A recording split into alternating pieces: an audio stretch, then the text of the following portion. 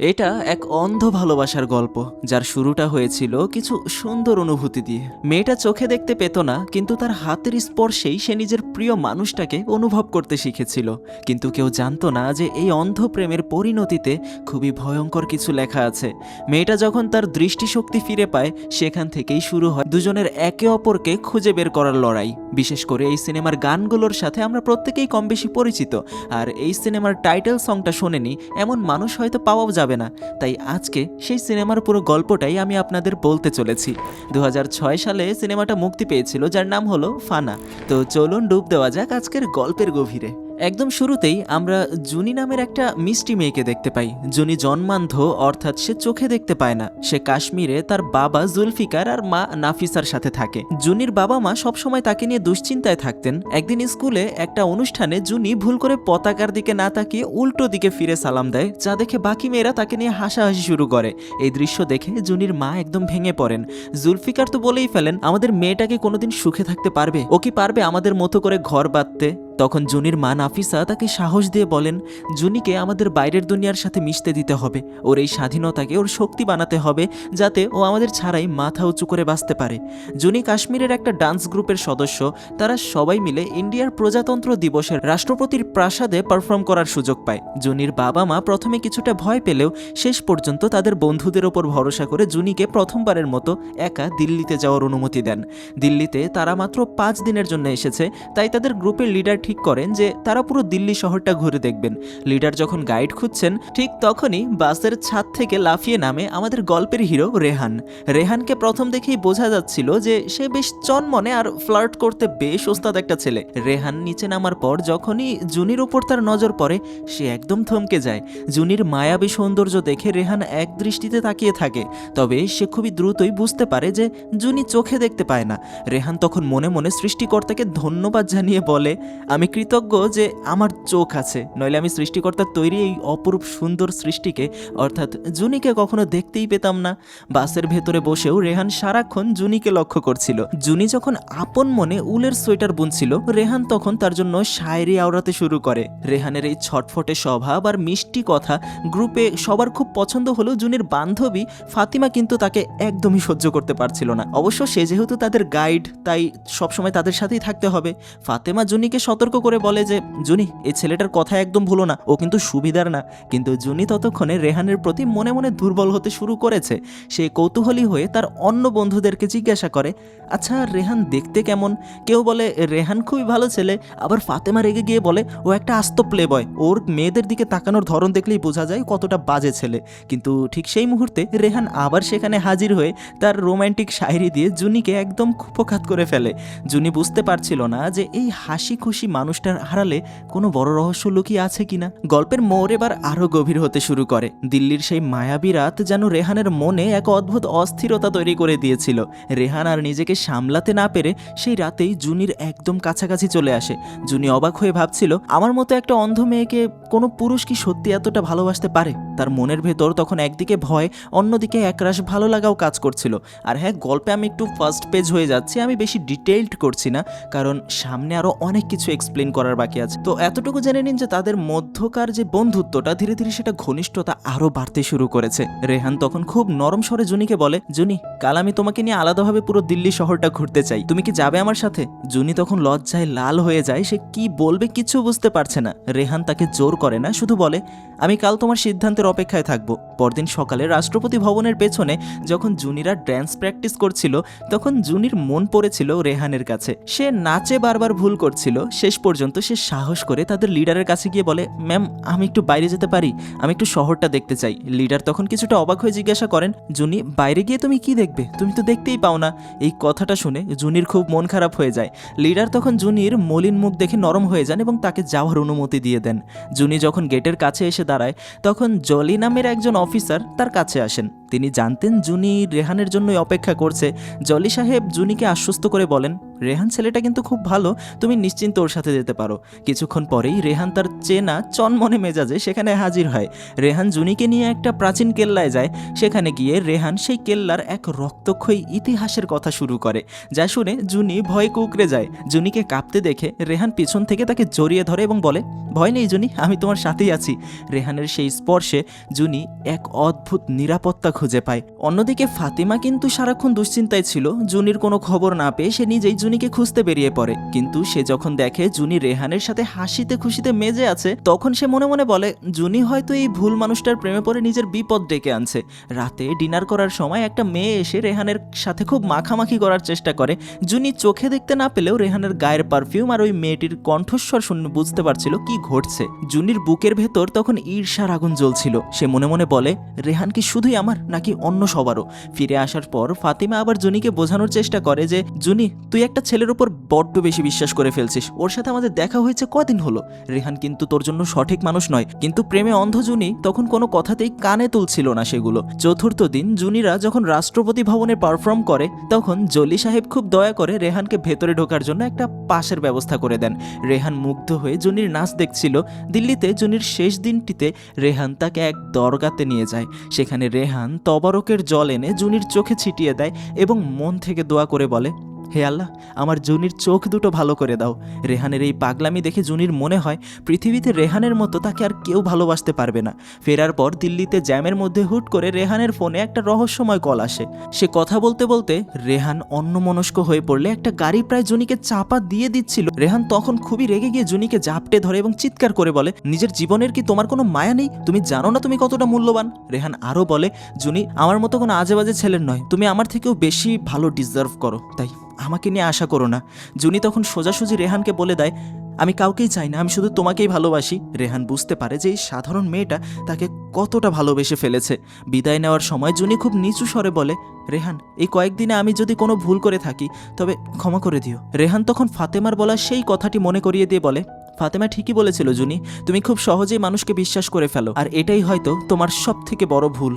রেহানের এই কথার পেছনে আসলে একটা রহস্য ছিল, কিন্তু কি সেটা জুনি তা বুঝতে না পারলেও তার মনের কোণে এক অজানা আশঙ্কার সৃষ্টি হয়। এভাবেই দিল্লির সেই রঙিন দিনগুলো শেষ হয়ে আসে, কিন্তু শুরু হয় এক ভয়ঙ্কর পরিণতির গল্প। সেই ফোন কলের পর থেকেই রেহান একদম পরিবর্তন হয়ে গিয়েছিল। রেহান নিজেকে জুনির সামনে বড়ই খারাপ মানুষ হিসেবে পরিচয় করতে শুরু করেছিল। তখন জুনির কানে সেই কথাগুলো সির্ফ পাগলামি মনে হচ্ছিল। রেহান খুবই গম্ভীর হয়ে জুনিকে বলে, জুনি, তোমার কোনো রাজপুত্রকে ভালোবাসা উচিত ছিল, আমার মতো কোনো শয়তানকে নয়। কিন্তু প্রেমে অন্ধ জুনি তখন রেহাদের হাত দুটো শক্ত করে ধরে বলেছিল, আমার কাছে ওই শয়তানটাই আমার রাজপুত্র। আমি যা করার তা করে ফেলেছি রেহান, আমি তোমাকে ভালোবেসে ফেলেছি। রেহান তখন শেষ চেষ্টা হিসেবে বলে, যদি তুমি এই জোর ধরে রাখো তবে জেনে রেখো এই ভালোবাসার ঘর একদিন বড় কোনো ঝড়ের তছনছ হয়ে যাবে। কিন্তু জুনি ততক্ষণে তার মনের চোখ দিয়ে রেহানকে ছাড়া আর কিচ্ছু দেখতে পারছিল না। সে রেহানকে অনুরোধ করে বলে, তুমি যদি আমার ভালোবাসা গ্রহণ করতে নাই পারো তবে অন্তত আজকের রাতটা আমার পাশে থেকো। রেহান বুঝতে পারে এই মেয়েটার ভালোবাসার কাছে তার সব দম্ভ হার মেনেছে। সে জুনিকে কথা দেয়, আজকের রাতটা হবে তোমার জীবনের সব থেকে সুন্দর রাত। সেই রাতে দিল্লির এক নিঝুম পরিবেশে রেহান আর জুনি একে অপরের খুব কাছে চলে আসে। জুনি তার সব থেকে মূল্যবান সম্পদ, তার সতীত্ব রেহানের হাতে তুলে দেয়, যে বিষয়টা আসলে তার ভুলই ছিল, কারণ মাত্র অল্প কয়দিনের পরিচয়, বিষয়টা এই পর্যন্ত যাওয়া উচিত ছিল না। পরদিন সকালে যখন জুনির ঘুম ভাঙে, তার মাথায় তখন শুধু স্টেশনের কথা ঘুরছিল। সকাল 10টায় তার বন্ধুদের সাথে ট্রেনের জন্য স্টেশনে থাকতে হবে। তাড়াহুড়া করে বেরোনোর সময় জুনি একটা কাগজে তার বাড়ির ঠিকানা লিখে রেহানের হাতে দিয়ে বলে, তুমি আমাকে নিয়মিত চিঠি লিখবে তো? আমি তোমার খবরের অপেক্ষায় থাকবো। জুনি মনে মনে আশা করছিল রেহান হয়তো তাকে আটকে দেবে, কিন্তু রেহান তাকে স্টেশন পর্যন্ত পৌঁছে দিয়ে কোনো কথা না বলেই চলে যায়। জুনি যখন হাউমাউ করে কাঁদতে শুরু করে, সে ভাবে রেহান হয়তো একজন অন্ধ মেয়েকে নিয়ে জীবন কাটাতে ভয় পাচ্ছে। কিন্তু সেই কান্না বেশিক্ষণ স্থায়ী হয় না। হঠাৎ ট্রেনের হুইসেলের ছাপিয়ে রেহানের কণ্ঠস্বর শোনা যায়। রেহান ফিরে এসেছে তার জুনিকে নিতে। জুনি আর দেরি না করে ট্রেন থেকে নেমে পড়ে এবং দিল্লিতেই রেহানের সাথে থেকে যাওয়ার সিদ্ধান্ত নেয়। এদিকে কাশ্মীরে জুনির বাবা জুলফিকার যখন শোনেন মেয়ে ফিরে আসেনি, তখন তার দুশ্চিন্তা শেষ থাকে না। তিনি বারবার বলছিলেন, আমার মেয়েটা একা কোথায় আছে, কার সাথে আছে, ও কি নিরাপদে আছে? মেয়ের খোঁজে তারা দুজনেই দিল্লি রওনা হয়। দিল্লিতে এসে রেহান জুনিকে নিয়ে একটা বড় হাসপাতালে যায়। সেখানকার ডাক্তার জুনির চোখ পরীক্ষা করে একটা খুশির খবর দেন। ডাক্তার বলেন জুনির চোখের রেটিনা পরিবর্তন করলে হয়তোবা সে পৃথিবীর সুন্দর রূপ দেখতে পাবে। রেহান জুনিকে সাহস দিয়ে বলে, তুমি অপারেশন করো জুনি, আমি সবসময় তোমার হাত ধরে থাকবো। অপারেশনের ঠিক আগে রেহান জুনির গলায় একটা সুন্দর হার পরিয়ে দেয় এবং বলে, আমি তোমাকে অনেক ভালোবাসি জুনি। ঠিক যখন হাসপাতালের ভেতর জুনির অপারেশন শুরু হয়, ঠিক সেই মুহূর্তে বাইরে এক ভয়াবহ কাণ্ড ঘটে যায়। রাষ্ট্রপতি ভবনের কাছে এক বিশাল বিস্ফোরণে পুরো দিল্লি কেঁপে ওঠে। চারিদিকে মানুষের চিৎকার আর হাহাকার। কিন্তু হাসপাতালের ভেতরে তখন এক অলৌকিক ঘটনা ঘটে গেছে। অপারেশন সফল হয়েছে। জুনি যখন প্রথমবার চোখ খোলে, সে তার সামনে নিজের বাবা মাকে দেখতে পায়। জুলফিকার তার মেয়ের দৃষ্টি ফিরে পাওয়া দেখে আনন্দে আত্মহারা হয়ে যান, কিন্তু সেই আনন্দ বেশিক্ষণ স্থায়ী হলো না। পুলিশ এসে খবর দেয় যে রাষ্ট্রপতি ভবনে বিস্ফোরণে রেহান মারা গেছে। কিন্তু তার বাবা মায়ের কাছে বিষয়টা খুবই নতুন ছিল, আর কে বা কারা তার মেয়ের এই অপারেশন করিয়েছে এই বিষয় নিয়েও তারা কিচ্ছু জানে না। কিন্তু যখন রেহানের মৃত্যুর খবর চলে আসে, জুনি এই খবর শুনে পাথর হয়ে যায়। পুলিশ তাকে মর্গে নিয়ে যায় এবং চাদর দেখিয়ে বলে যে এই ছেলেটাই হয়তো রেহান ছিল, কারণ রেহান সেই চাদরটাই শেষবার পরেছিল। কিন্তু বিস্ফোরণ এতটা ভয়াবহ ছিল যে মৃতদেহ চেনার কোনো উপায় ছিল না। অন্যদিকে ভারতের ইন্টেলিজেন্স ব্যুরোর অফিসার মালিনী এক জরুরি মিটিংয়ে জানায় যে এই হামলার পেছনে IKF নামের এক ভয়ঙ্কর জঙ্গি গোষ্ঠী আছে। তাদের লিডার এতটাই চতুর যে সারা বিশ্বের কেউ কোনোদিন তার মুখ দেখেনি। সে যে কোনো সময় যে কোনো রূপ ধারণ করতে পারে। কিন্তু মালিনী শপথ করেন যে তারা এই অদৃশ্য শত্রুকে খুঁজে বের করবেই। ঠিক তখনই পর্দার ওপাশে আমরা দেখতে পাই রেহানকে, যে আসলে মারা যায়নি। সে তার লুক বদলে পুরোপুরি এক নতুন মানুষ হয়ে দাঁড়িয়ে আছে। আসলে রেহান ছিল ওই IFK জঙ্গি গোষ্ঠীর এক মাস্টার মাইন্ড, যাকে তার নিজের দাদাই নিয়ন্ত্রণ করত। রেহান মানুষ হিসেবে কোমল হৃদয়ের হলেও সে এক ভয়ঙ্কর পথে পা বাড়িয়েছিল। জুনির প্রতি তার ভালোবাসা সত্য হলেও তার মিশন ছিল অনেক বড় আর রক্তক্ষয়ী। এভাবেই গল্পের মোড় এক রোমহর্ষক পরিণতির দিকে এগিয়ে যায়, যা সম্পর্কে জুনি কিছুই জানতো না। রেহানের সামনে তখন দুটো পথ খোলা ছিল, হয় দেশদ্রোহী সন্ত্রাসীর জীবন, নয়তো জুনির পবিত্র ভালোবাসা। কিন্তু সে জানতো তার এই অন্ধকার জগতের ছায়া যদি জুনির উপর পড়ে তবে মেয়েটা ধ্বংস হয়ে যাবে। তাই নিজের কলিজায় পাথর রেখে রেহান সিদ্ধান্ত নেয় জুনির ভালোর জন্যই সে নিজের মৃত্যুর নাটক সাজাবে এবং তাকে চিরদিনের জন্য ভুলে যাবে। রেহান মনে মনে বলে, জুনি, তোমার চোখে আমি মৃত হয়েই বেঁচে থাকতে চাই, কারণ এই শয়তানটা তোমার সুন্দর পৃথিবীতে থাকার যোগ্য নয়। গল্পের প্রেক্ষাপটে এবার 7 বছর পেরিয়ে যায়। আমরা ভারতের ইন্টেলিজেন্স ব্যুরোর সদর দপ্তরে রাওয়াত নামের একজন অফিসারকে দেখতে পাই। রাওয়াত সাহেব কিছুটা নারী বিদ্বেষী স্বভাবের। তিনি একদমই পছন্দ করছিলেন না যে তিয়াগী নামের একজন নারী অফিসার এই মিশনে নাক গলাক। তিয়াগী সরাসরি প্রতিরক্ষা মন্ত্রণালয় থেকে প্রেরিত একজন তুখোর অফিসার। তিনি এসে সবাইকে একটা ভয়াবহ খবর দেন। রাশিয়ার একটা পরমাণু চুল্লি থেকে নিউক্লিয়ার রিঅ্যাক্টর চুরি করেছে ওই ভয়ঙ্কর IKF গোষ্ঠী। তিয়াগী ম্যাপের দিকে আঙুল দিয়ে সবাইকে মনে করিয়ে দেন গত কয়েক বছরে Mumbai, new York, London, Madrid, এমনকি ইন্দোনেশিয়ার বালিতে হওয়া বিস্ফোরণে অন্তত 15,000 মানুষ মারা গেছে। তিনি গম্ভীর গলায় বলেন, যদি এই পারমাণবিক বোমা একবার বিস্ফোরিত হয় তবে নিমিষেই 50 লক্ষ মানুষের প্রাণ যাবে। রাওয়াত সাহেব তখন কিছুটা হালকা করার চেষ্টা করে বলেন যে ওই পারমাণবিক বোমা একা ফাটবে না, কারণ তার ট্রিগার বা মেইন সুইচটা এখনো ভারতেই আছে। ভারতে এমন 6টি পিকা বা ট্রিগার রয়েছে যার 6টি আলাদা সামরিক ঘাঁটিতে অত্যন্ত গোপনে রাখা হয়েছে। সদর দপ্তর থেকে নির্দেশ আসে সবগুলো ট্রিগার যেন দ্রুত এক জায়গায় নিয়ে আসা হয়। কিন্তু তিয়াগী সতর্ক করে দিয়ে বলেন, আপনারা ব্যবস্থা নেওয়ার আগে সন্ত্রাসী নিশ্চয়ই ট্রিগারগুলো কবজা করার নীল নকশা করে ফেলেছে। দৃশ্যপটে এবার একটা মিলিটারি ক্যাম্প দেখানো হয়। সেখানে আমরা ক্যাপ্টেন রণজীব নামের এক সেনা অফিসারকে দেখি, কিন্তু ভালো করে লক্ষ্য করলে দেখা যায় ইনি আসলে আমাদের সেই পুরনো রেহান। রেহান এখন ছদ্মবেশে সেনাবাহিনীতে ঢুকে পড়েছে। সে আরিফেতে কমান্ডারের কথা শুনে ফেলে যে খুব শীঘ্রই নিউক্লিয়ার টিআরটি ইন্টেলিজেন্স ব্যুরোতে পাঠানো হবে। রেহান এই খবর দ্রুত তার দাদাকে পৌঁছে দেয়। জানা যায় যে আসল ক্যাপ্টেন রণজীবকে IKF অনেক আগে অপহরণ করে শেষ করে দিয়েছে, আর রেহান এখন সেই পরিচয়েই সেনাবাহিনীতে দাপিয়ে বেড়াচ্ছে। তদন্ত চলাকালীন তিয়াগীর কানে একটা খবর আসে, ক্যাপ্টেন রণজীবের স্ত্রী বারবার হেডকোয়ার্টারে ফোন করে জানতে চাইছেন কেন তার স্বামী গত কয়েক মাস ধরে কোনো যোগাযোগ করছে না। স্ত্রী ব্যাকুল হয়ে জিজ্ঞাসা করেন, আমার স্বামী কি কোনো গোপন মিশনে আছেন, নাকি তার ফোনে ব্যালেন্স শেষ হয়ে গেছে? তিনি কি একবারও আমাদের কথা ভাবছেন না? তিয়াগী এই কথা শুনেই সন্দেহ করেন। তিনি রেকর্ড ঘেটে দেখেন যে কিছুদিন আগে IKF এর সাথে এক লড়াইয়ে একদল সেনার মধ্যে মাত্র একজনই বেঁচে ছিলেন, আর তিনি হলেন এই ক্যাপ্টেন রণজীব। তিয়াগী সাথে সাথে তার তুরুপের তাস চালেন এবং বুঝতে পারেন যে এই রণজীব আসলে ছদ্মবেশী কালনাগিনী।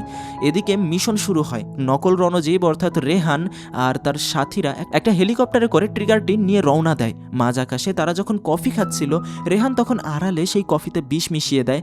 এক এক করে সব সেনা সদস্য মৃত্যুর কোলে ঢলে পড়ে। রেহান তখন হেলিকপ্টারে একটা টাইম বোম সেট করে দেয় এবং নিজে প্যারাশুট নিয়ে নিচে ঝাঁপিয়ে পড়ে। বিকট শব্দে হেলিকপ্টারটা ধ্বংস হয়ে যায়। এই খবর বিদ্যুৎ গতিতে গোয়েন্দা দপ্তরে পৌঁছালে তিয়াগি বুঝতে পারে এটি কোনো দুর্ঘটনা নয়। তিনি রাওয়াতকে ধমক দিয়ে বলেন, এখানে বসে লম্বা লম্বা বক্তৃতা না দিয়ে দ্রুত সেনা পাঠান। ওই এলাকার ইন্টারনেট, ফোন সব নেটওয়ার্ক জ্যাম করে দিন, যাতে সে কারোর সাথে যোগাযোগ করতে না পারে। শুরু হয় ইঁদুর বিড়াল খেলা। পাহাড়ি বরফে ঢাকা এলাকায় রেহানকে ধরার জন্য সেনাবাহিনী হন্যে হয়ে ঘুরে, কিন্তু রেহান একাই পুরো একদল সেনাকে কুপোকত করে দেয়। শুধু স্থলেই নয়, আকাশ থেকেও তার উপর হামলা চালানো হয়। লড়াই করতে করতে একসময় রেহান মারাত্মকভাবে জখম হয়। শরীরে অসহ্য যন্ত্রণা নিয়ে সে যখন প্রায় হারের মুখে, তখনই এক অসাধ্য সাধন করে সে নিজ থেকে নিখুঁত নিশানায় আকাশের সেই হেলিকপ্টারগুলিকে গুলি করে ভূপাতিত করে। কিন্তু সে জানতো চারপাশ থেকে শত্রুরা তাকে ঘিরে ধরেছে, আর পালানোর কোনো পথ নেই। এই রক্তাক্ত অবস্থায় রেহান কোথায় গিয়ে আশ্রয় নেবে? তার অবস্থা প্রচুর করুণ। রেহান রক্তাক্ত শরীর আর হাড় কাঁপানো শীতের মধ্যে নিজের হুঁশ প্রায় হারিয়ে ফেলছিল। সে তুষারের ওপর দিয়ে খুঁড়িয়ে খুঁড়িয়ে এগিয়ে চলল সাহায্যের আশায়। পাহাড়ের নির্জনতায় একটা কাঠের বাড়ি দেখে সে দরজায় গিয়ে ধাক্কা দেয় এবং সেখানেই জ্ঞান হারিয়ে নিচে পড়ে যায়। কিন্তু নিয়তির কি নিষ্ঠুর খেলা! যখন রেহানের চোখ খুলল, সে বিশ্বাস করতে পারছিল না সে কোথায় আছে। এই বাড়িটা আর কারো নয়, বরং স্বয়ং জুনির। 7 বছর আগে যাকে সে ওই অপারেশনের থিয়েটারে ফেলে এসেছিল, সে জুনি এখন আর একা নয়। তার বাবা মার সাথে তার নিজের এক 6 বছরের ছেলেও আছে, যার নাম সে রেহান রেখেছে। জুনি আর তার বাবা জুলফিকার মিলে আহত রেহানের সেবা করতে শুরু করে, আর সেখানে ছোট্ট রেহান সবসময় তার পাশেই থাকে। তার অবয়বটা খুব মন দিয়ে লক্ষ্য করে, হয়তো রক্তের টান একেই বলে, কিন্তু কেউ বিষয়টা জানে না যে এই রেহান হলো সেই ভালোবাসার মানুষটা তার, যাকে সে 7 বছর আগে হারিয়েছে। কারণ রেহানকে সে কখনো চোখে দেখেনি, আর দৃষ্টি পাওয়ার পর কখনো রেহান তার সামনে আসেনি। তবে জুনি তার কণ্ঠস্বর আর তার উপস্থিতিতে এক অদ্ভুত অস্থিরতা অনুভব করছিল। একদিন রাতে রেহান ঘুমের ঘরে স্বপ্ন দেখে যে সে জুনি আর নিজের সন্তানকে শেষ করে ফেলেছে গুলি করে।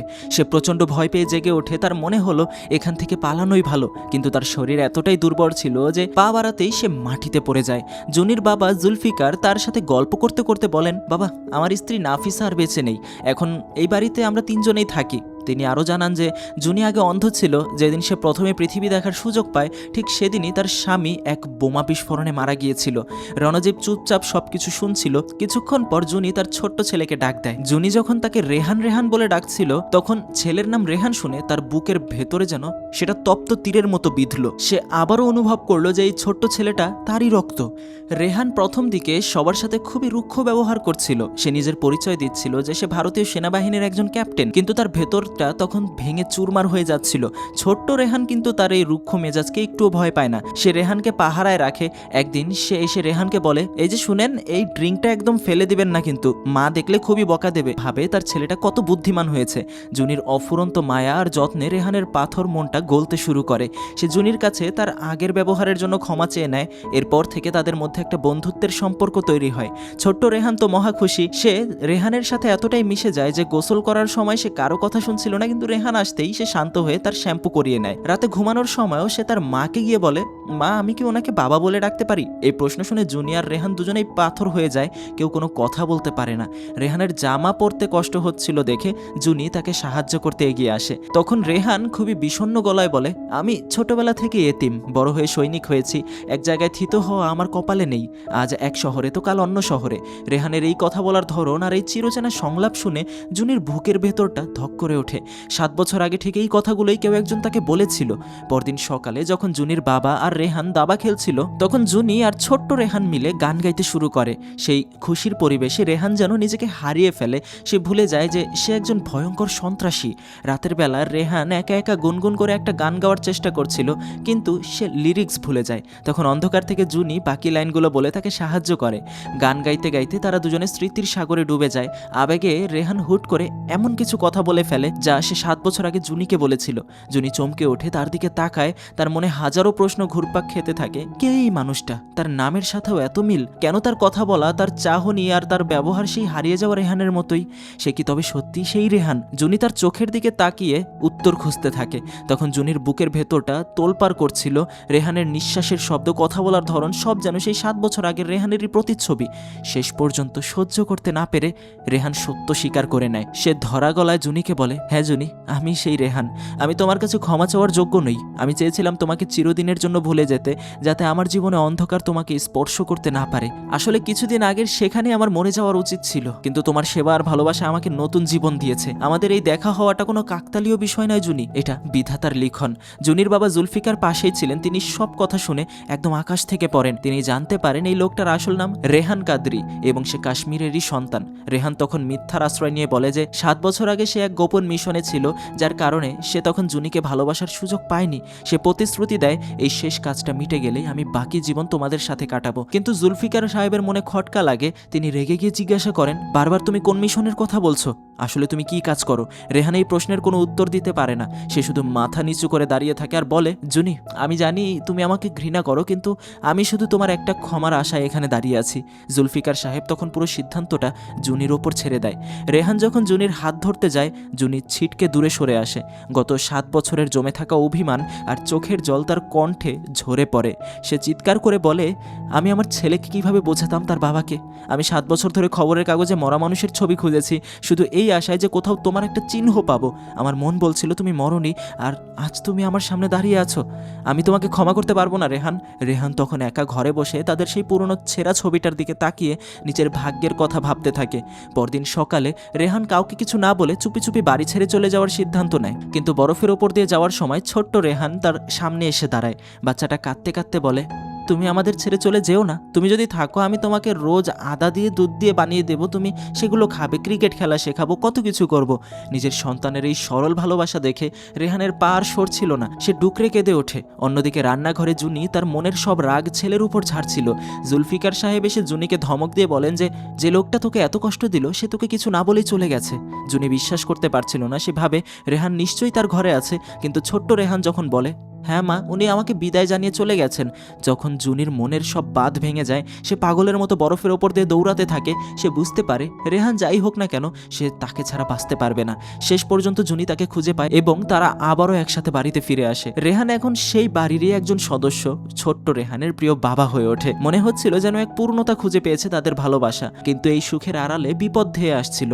গোয়েন্দা অফিসার তিয়াগি আর রওয়াত মিলিটারি ক্যাম্পে বসে সিদ্ধান্ত নেন যে তারা আর চুপ থাকবে না। তিয়াগি আদেশ দেন যে পুরো ভারতের টিভি, রেডিও আর খবরের কাগজে এই ছদ্মবেশী সন্ত্রাসীর ছবি ছড়িয়ে দেওয়া হোক। তারা প্রচার করতে থাকেন যে এক ভয়ঙ্কর সন্ত্রাসী সেনাবাহিনীর পোশাক পরে পারমাণবিক ট্রিগার নিয়ে কোথাও লুকিয়ে আছে।